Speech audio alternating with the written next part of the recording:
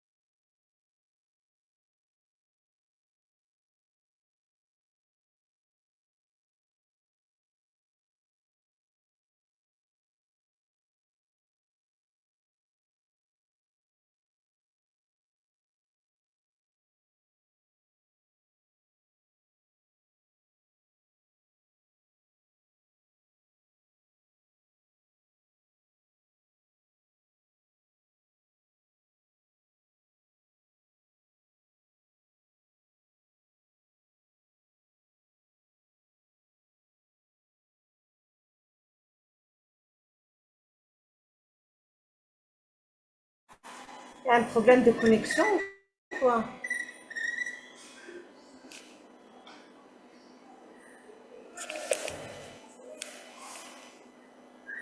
Oui, professeur. عندها un problème de connexion ولا وشنو؟ Non, elle a un problème de sang. Donc, elle va changer tout de suite. Ah, d'accord. Sinon, docteur Aziz, Voilà, sinon, c'est docteur, c'est... parce qu'elle a mis une autre qui va venir mieux. Et que le docteur. Ah, دوك نحل لك الميكرو.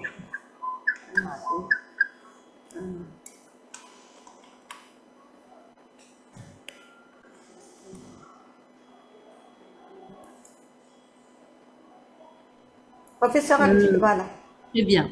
Donc, il y a professeur Diffie qui a un souci de sang. Docteur Aziz, est-ce que tu peux le faire toi maintenant et après on laissera Diffie à la fin parce que de toute façon, c'est indépendant.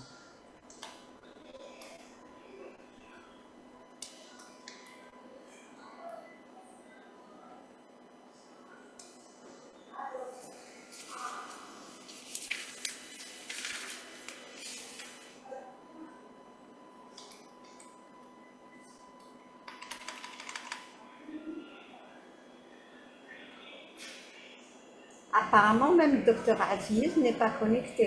Professeur, remettez votre micro.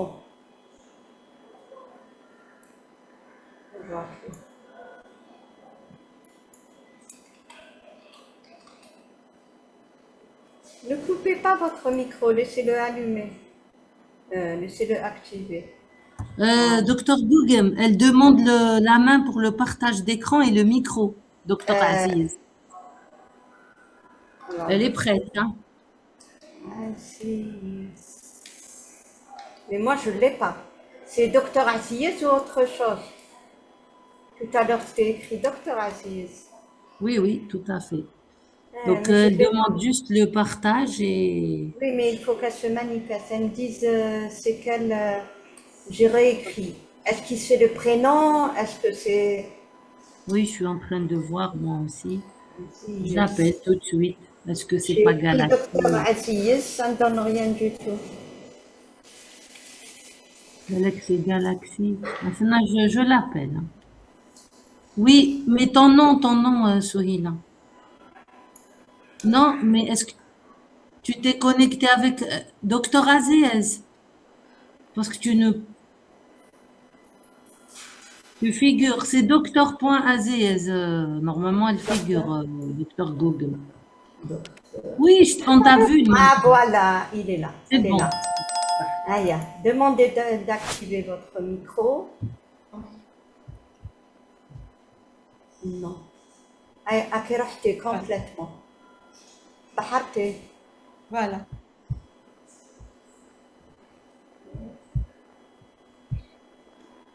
Voilà. Voilà, très bien. Voilà. Le micro, il est ouvert? Oui, normalement, bonjour. Vous m'entendez? Bonjour. Oui, on vous entend. Bonjour, docteur Gougem. Bonjour, Bonjour. mes collègues. Bonjour, professeur Kerboua. Merci de m'avoir inclus dans ce travail. Je vais vous parler du cancer du sein, triple négatif, mise au point et recommandations.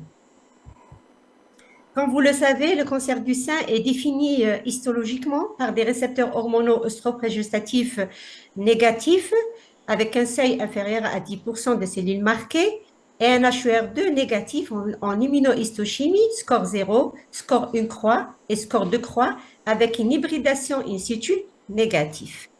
Au sein de cette définition, on a une hétérogénéité histologique mais aussi moléculaire. Pendant longtemps, on se disait les RH négatifs, moins de 10%, on mettait une hormonothérapie ou pas. Maintenant, il a été confirmé récemment. Les RH négatifs sont définis par des récepteurs qui n'expriment pas avec un taux inférieur, un seuil inférieur à 10%.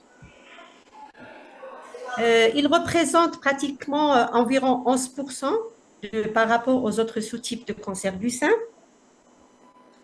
Quand on voit le pronostic du cancer du sein à un stade précoce, on remarque sur cette slide qu'il y a un risque accru de récidive dans les 3 premières années avec un délai médian de rechute de 13 mois.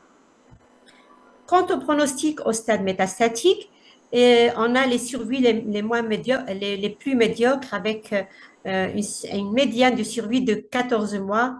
Donc, c'est très péjoratif. On doit améliorer ces résultats. Il y a une hétérogénéité histologique, comme je vous le disais en définition. On a le cancer le plus, je dirais, invasif, le plus virulent, c'est le carcinome invasif triple négatif, mais aussi il y a des cancers des types histologiques de bon pronostic, tels que le carcinome adénoïde kystique, caractérisé par une translocation du gène MIB et du gène NFIP, qui est pratiquement pathognomonique du carcinome adénoïde kystique.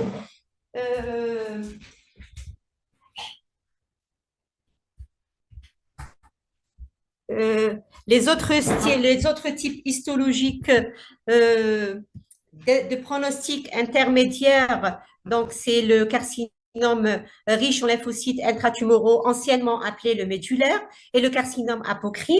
Par contre, le carcinome métaplasique reste de pronostic défavorable, de très mauvais pronostic. Il y a aussi une hétérogénéité moléculaire liée intrinsèque et extrinsèque.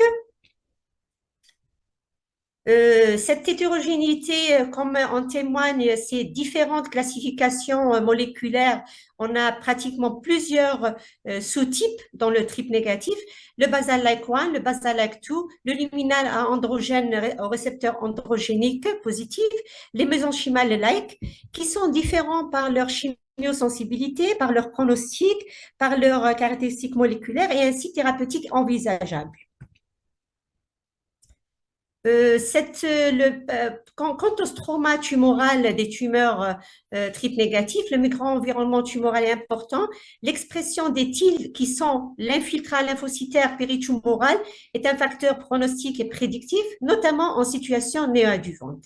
Par contre, l'expression du PDL1 est un facteur prédictif de réponse à l'immunothérapie en première ligne métastatique. Il y a aussi les mutations germinales, quand on en a parlé ce matin, du BRCA1 et BRCA2, environ 7% du cancer du sein, donc on s'en retrouvait dans 5%, et 15% des patientes avec un cancer développeront un cancer de type triple négatif. Majoritairement, c'est des mutations du BRCA1. Et la probabilité de la mutation germinale BRCA1 est inversement proportionnelle à l'âge de la patiente. Plus elle est jeune, plus elle a des risques de développer des mutations du gène BRCA1.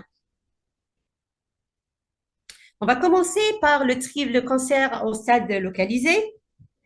L'algorithme thérapeutique ci-dessus montre un aspect pour les tumeurs de moins de 1 cm, de très bon pronostic, les T1A et B, on peut d'emblée les opérer.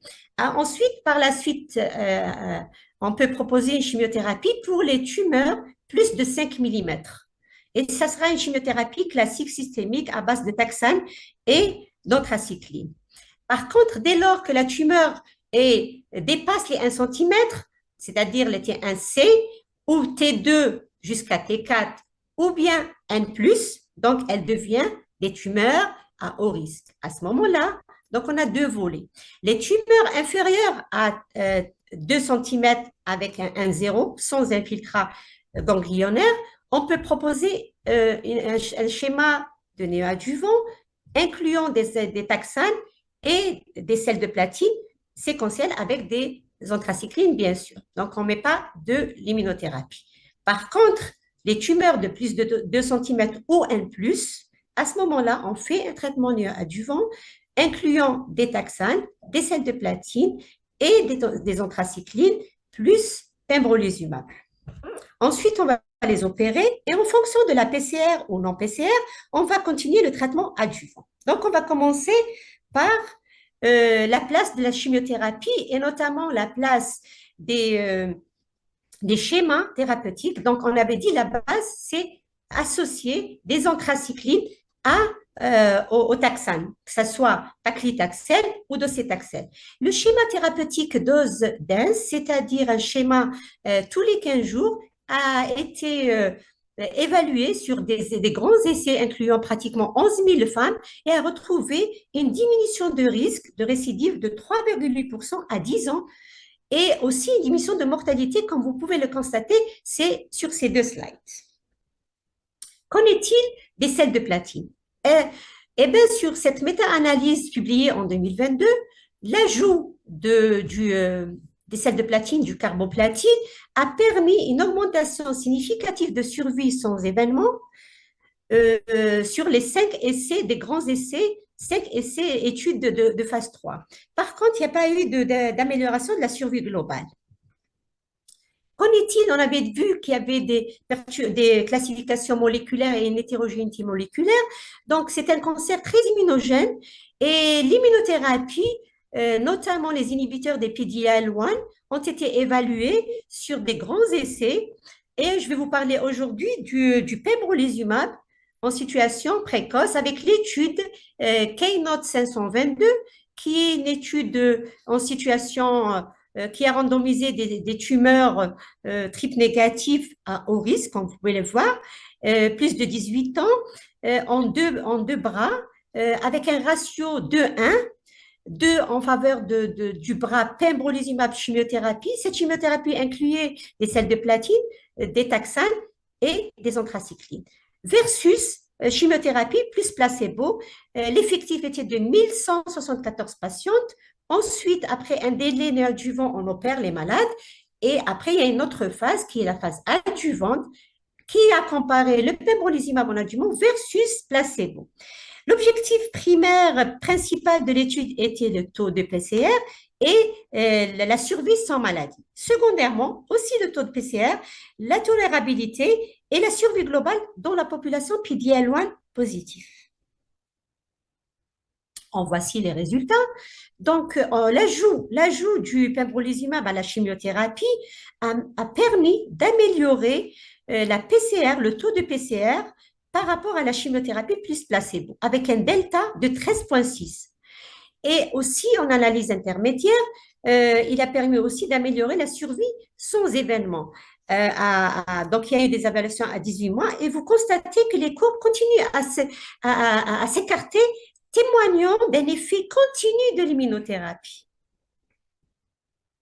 Quand on regarde l'effet, le bénéfice du pembro par rapport au seuil du PD-L1, on voit que le bénéfice du pembro semble indépendant de l'expression du PD-L1, mais il faut noter que le taux de PCR est plus important pour les tumeurs PD-L1 positifs. Regardez, 81% versus 60% avec un delta de 18,5 pour les CPS, le PD-L1 positif, CPS score supérieur ou égal à 20. Toujours dans le bénéfice, donc des évaluations continues à 36 mois, des évaluations intermédiaires à 36 mois et à 60 mois, vous voyez que le bénéfice est toujours là. Donc, le hazard ratio à 0,64 est en faveur du bénéfice du pembro plus chimiothérapie par rapport au pembro, à la chimio classique plus placebo. Qu'en est-il de la toxicité? Donc, principalement, elle est liée aux événements survenus pendant la phase néoadjuvante. On a eu 2 décès par embolie et une encéphalite en situation adjuvante dans le bras pembrolizumab. Ces toxicités sont essentiellement donc ils sont immunomédiés, qui sont la toxicité les plus fréquentes sont au-delà de 10% sont endocriniens, notamment hypo et hyper, et aussi cutanées. On a des toxicités rares mais sévères quand même qu'il faut noter, qu'il faut connaître, des colites, des cytolyses hépatiques et des pneumopathies interstitielles. Des toxicités très rares aussi sont connues, mais elles sont fatales.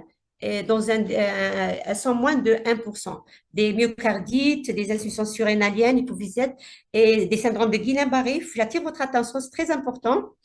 D'où la nécessité de pratiquer un bilan au préalable avant toute immunothérapie, incluant une biochimie classique habituelle qu'on a l'habitude de faire, mais on va rajouter un bilan thyroïdien TSH, T4, T3, une hémoglobine glyquée, CPK, un dosage de la cortisolémie, des sérologies, des BMP et s'il y a des antécédents cardiaques, le dosage des BMP et une échographie cardiaque et un mi-parcours.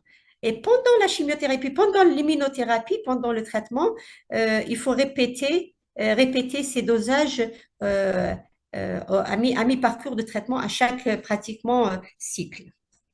D'où les référentiels de la prise en charge des effets secondaires, qu'ils soient européens ou américains, qui sont importants pour justement canaliser et mettre un circuit pour la gestion des effets secondaires, parce que l'immunothérapie est nouveau, le principe c'est nouveau, donc il faut connaître et on va se poser sur ces référentiels pour en pratique. Qu'en est-il des mutations des BRCA1 et BRCA2? Plus fréquemment, les BRCA1 sont exposent au cancer du sein triple négatif. Par contre, les BRCA2, la mutation expose au cancer luminal et triple négatif.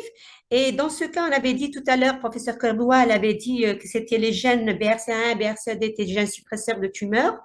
Et quand il y a une mutation, donc pratiquement les cassures et les dommages d'ADN ne sont pas réparés. Les inhibiteurs de PARC vont permettre, quand on va les utiliser en pratique pour les muter BRCA1 ou 2, permettre donc de rétablir, de ne pas faire cette réparation d'ADN et d'avoir une mort cellulaire. Ils ont été étudiés dans des grands essais cliniques. L'essai Olaparib Olympia qui a étudié l'olaparib en adjuvant pour les patientes porteuses de mutation BRCA1 ou BRCA2 avec un cancer du sein à haut risque. Donc, qui ont eu ces malades-là sont mutés et qui ont eu en situation néoadjuvante, un traitement néoadjuvant. Et ils ont un traitement qui a eu un traitement à base d'anthracycline et de taxane. Ensuite, en post-néoadjuvant, ils ne sont pas en PCR.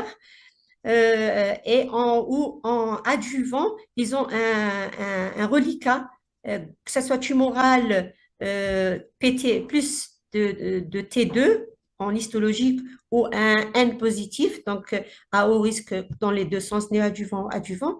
Ils ont fait la randomisation, 1836 patientes incluses dans l'essai Olympia, 2 bras, olaparib et 300 mg pendant une année versus placebo. Ensuite, l'objectif principal de l'essai est la survie sans récidive, sans maladie invasive. Secondairement, la survie globale et la tolérance. Voici les résultats. Amélioration importante de la survie globale après un suivi médian de 3 années et demie. Et ça, c'est très important. Et quand on voit dans cette analyse de sous-groupe, le bénéfice de l'olaparib se voit quelle que soit la chimio antérieure utilisée, adjuvante ou adjuvante, quelle que soit l'utilisation de platine ou pas. Et voilà, donc le bénéfice en survie globale important. Qu'en est-il de la tolérance? Donc, un peu plus de toxicité digestive, nausée dans le bras olaparib, fatigue et hématologique par rapport au placebo. Je termine avec le cancer du sein localisé, je passe au métastatique.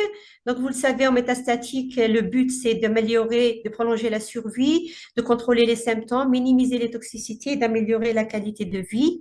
L'algorithme décisionnel, cette fois-ci, va permettre de rechercher des marqueurs théranostiques qui sont le PDL1, la mutation BRCA1 germinale. Et voilà, donc quand on a un PDL1 positif, je commence par le PDL1 positif, donc là, c'est la place de l'immunothérapie est là.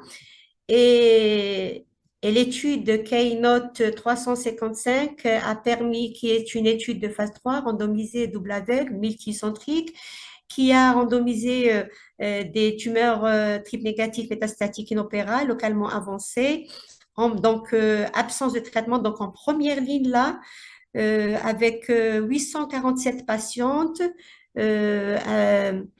qui sont randomisées en 2 bras, pembrolizumab 200 mg 3 semaines versus placebo chimio. Et dans les facteurs de stratification de l'étude, il y a eu l'expression du PDL1 et du score CPS supérieur à 1 versus inférieur à 1. L'objectif principal était la survie sans progression et la survie globale. Secondairement, c'était le taux de réponse objectif, la durée de la réponse, le taux de contrôle et la toxicité. En voici les résultats. Donc, elle a atteint l'étude Keynote 355, elle a atteint son objectif principal qui était la survie sans progression. Donc, vous remarquez dans cette slide qu'il y a une réponse précoce dès lors de 3 mois à 6 mois, on a les courbes qui s'écartent, témoignant d'un bénéfice du pembrolizumab versus plus chimiothérapie versus placebo plus chimio dans la population, CPL score PDL1 supérieur ou égal à 10. Analyse de sous-groupe en forest plot. Donc, ce bénéfice se retrouve dans tous les sous-groupes, quelle que soit l'origine, quel que soit le BS, quelles que soient les chimiothérapies utilisées, celles de platine ou les taxanes.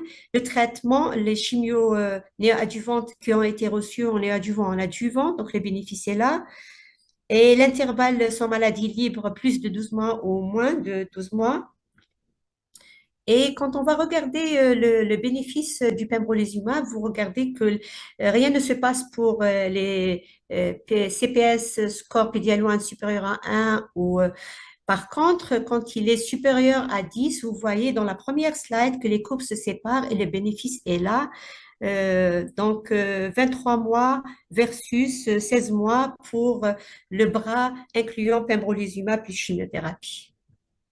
D'où cet accès précoce du pembrolizumab en association à la chimiothérapie, chimiothérapie, paclitaxel ou taxane ou celle de platine pour les patientes avec une tumeur présentant un score de CPS PD-L1 supérieur à 10% en situation en première ligne métastatique.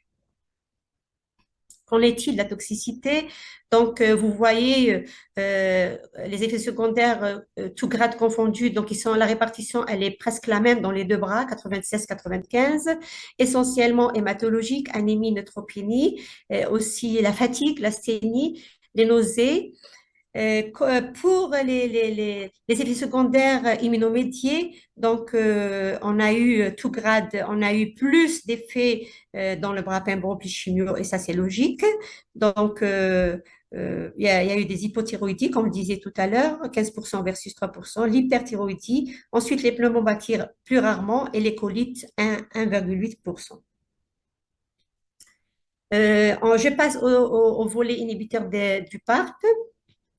Dans la mutation germinale BRCA1, BRCA2, les inhibiteurs du PARP ont été utilisés dans des grands essais de phase 3. Donc, on a laissé Olympiade et laissé Embraca. Donc, qui ont randomisé des malades métastatiques, triple négatifs, et aussi, il y avait des populations qui ont eu un traitement préalable en situation avec des anthracyclines et taxanes, qui ont eu moins de deux lignes de chimiothérapie au stade métastatique. Et il y avait une population RH+. Ma collègue Diffie va en parler. Moi, je vais parler de la population où elle a inclus les RH-. Donc, je vous ai mis les deux études Embraca et Olympiade parce que vous constatez qu'ils ont le même design. Donc, la même population, randomisation olaparib 300 mg versus chimiothérapie classique. Et pour l'Embraca, c'est l'inhibiteur du PARP talazoparib versus chimiothérapie. Donc, l'objectif principal de l'Olympiade était la survie sans progression selon les critères ici. Secondairement, la survie sans progression et la survie globale et la toxicité, la tolérabilité. En voici les résultats. Donc, il y a un bénéfice significatif en survie sans progression de pratiquement 3 mois en faveur de l'olaparib. Et vous voyez, en survie globale, il n'y a pas de bénéfice. Donc, dans la population RH-. Une analyse exploratoire dans les scripts négatifs chez les malades qui n'ont pas eu de chimiothérapie, c'est-à-dire en première ligne, vous constatez que le bénéfice il est meilleur. Vous voyez que les courbes commencent à s'écarter à partir de 6 mois. Donc, ceci dit, introduire les inhibiteurs du PARP précocement, ça pourrait être une très bonne stratégie thérapeutique. Par contre, vous voyez en deuxième, troisième ligne, les courbes sont collées. Voilà pour l'Embraca, pour le Talazoparib, pareil. Dès le début, dès 3 mois, le bénéfice est précoce, donc introduction précoce. Il ne faut pas les laisser en deuxième, troisième ligne où rien ne se passe. La toxicité, donc hématologique, est essentiellement anémie neutropénie pour les inhibiteurs du PARP, nausées et alopécie. Et pour les cancers métastatiques PDL1 négatifs, BRCA wild type, là, c'est la chimiothérapie exclusive, on va en parler. Le paradigme des tumeurs type négatif, elles sont chimiosensibles, comme vous le connaissez, mais elles développent précocement des résistances. Quelles sont les chimiothérapies qu'on pourra proposer à nos patients? Essentiellement les anthracyclines et les taxanes. Que ce soit paclitaxel, docetaxel. Donc, c'est l'option de première ligne qui est privilégiée en tenant compte du traitement antérieur du patient, de l'intervalle libre. C'est capital. Par contre, quand on a une mutation BRCA1 ou BRCA2, les sels de platine agissent bien. Donc, il faut avoir ça en tête. Pour la combinaison de deux drogues de chimiothérapie, reste à discuter en RCP. Généralement, il faut préconiser une monochimiothérapie. On peut faire une combinaison de chimiothérapie quand les malades, quand on a un patient métastatique de nouveau ou quand on est en situation de crise viscérale. La nouveauté dans les tripes négatives, c'est l'arrivée des anticorps drogue conjugués.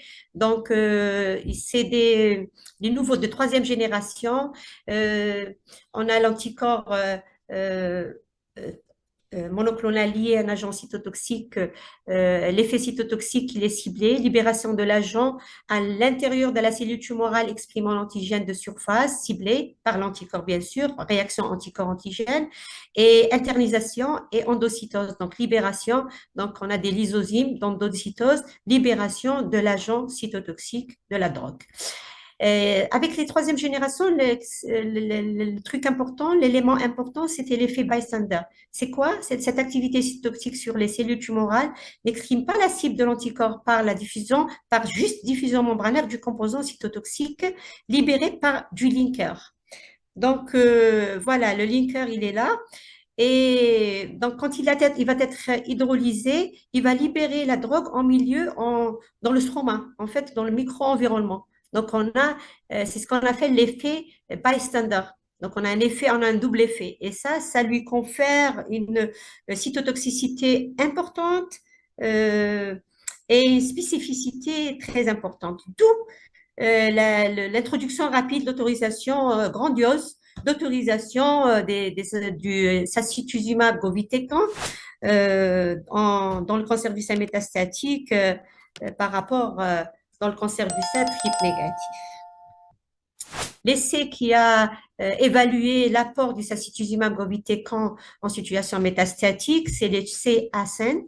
C'est un essai de phase 3, randomisé, incluant des patients triple négatifs en rechute ou en progression après plus de 2 lignes ou plus, et ces chimiothérapies incluaient des taxanes. 529 patientes ont été inclus, randomisés ratio 1-1, sacituzumab govitecan versus chimiothérapie classique. L'objectif principal était la survie sans progression chez les patientes sans métastase cérébrale et secondairement, c'est la survie sans progression dans la population générale, la survie globale et la toxicité ainsi que la durée de la réponse et le délai de la réponse. En voici les résultats. Donc, un bénéfice significatif en survie sans progression de pratiquement 4 mois et en survie globale 5 mois en faveur du sacituzumab govitecan versus traitement de choix chimiothérapie classique laissé au choix de l'investigateur. Donc, ces résultats, ces courbes écartées de façon importante, on ne les voyait pas, ce qui lui a valu un nouveau standard thérapeutique dès la deuxième ligne métastatique en cas de traitement néadjuvant ou adjuvant préalable et en troisième ligne chez les patients métastatiques de nouveau. Qu'en est-il de la toxicité? Qu'en est-il si on va regarder parce que c'est un anti-TROP2, quand on regarde le taux de la TROP2 élevé, moyen ou faible, donc est-ce qu'on a une réponse similaire? Eh bien, la réponse, quel que soit le niveau d'expression, et actuellement, il n'y a pas de recommandation de tester la TROP2 en pratique courante, en pré-thérapeutique. Donc, on a des réponses, quelle que soit l'expression aussi de l'HER, HER de 0 ou HER de low.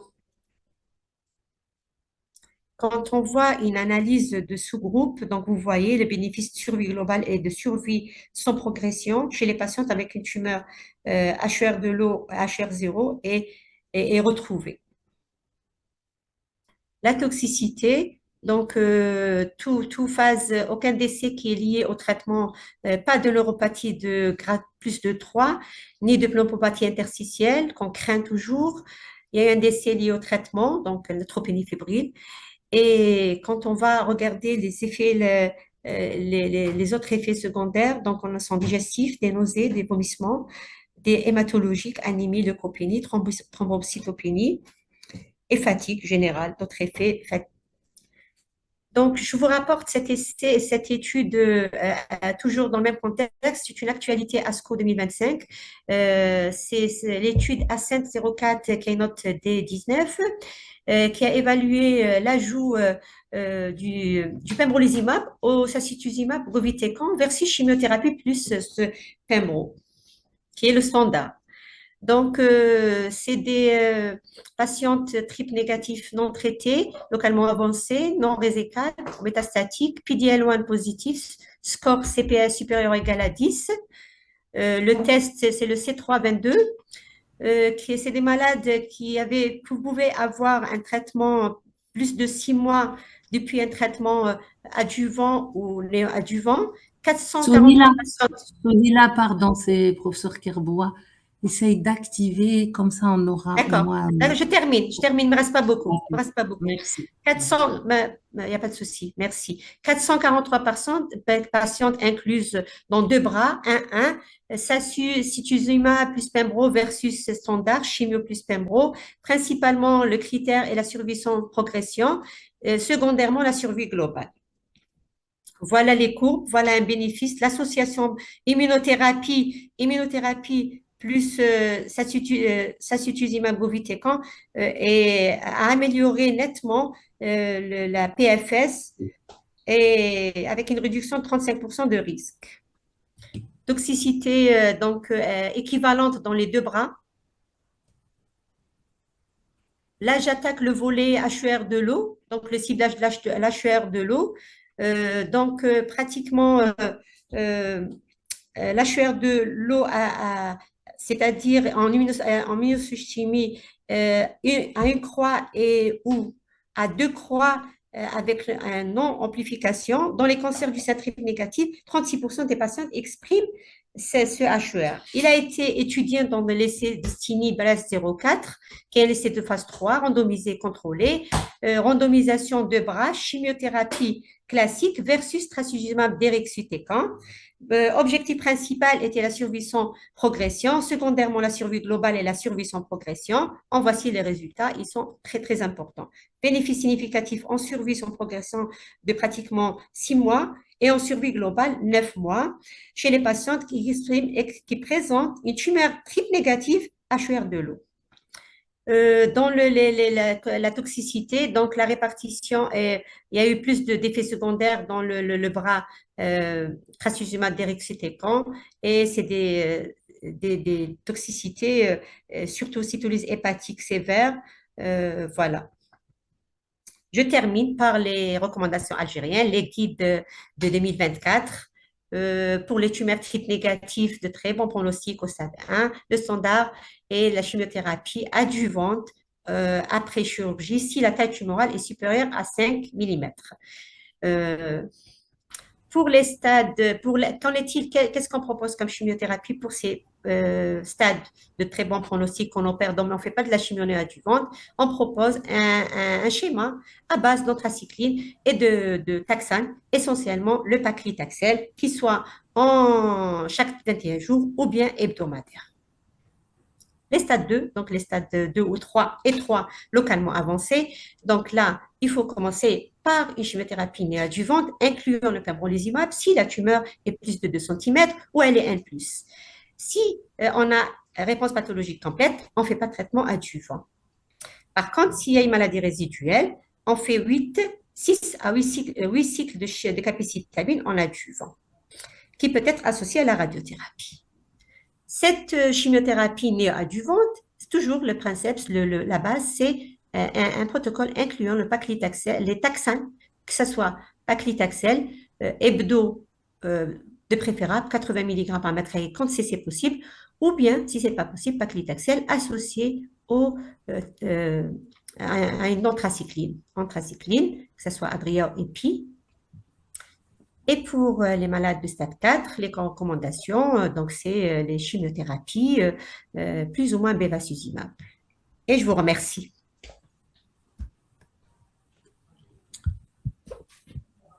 Merci, Dr Aziz, pour cette présentation exhaustive. Et on va enchaîner avec professeur Diffie pour changer, justement pour parler des cancers lumineux, c'est-à-dire récepteurs hormonaux positifs et les actualités. À vous la parole, professeur Diffie.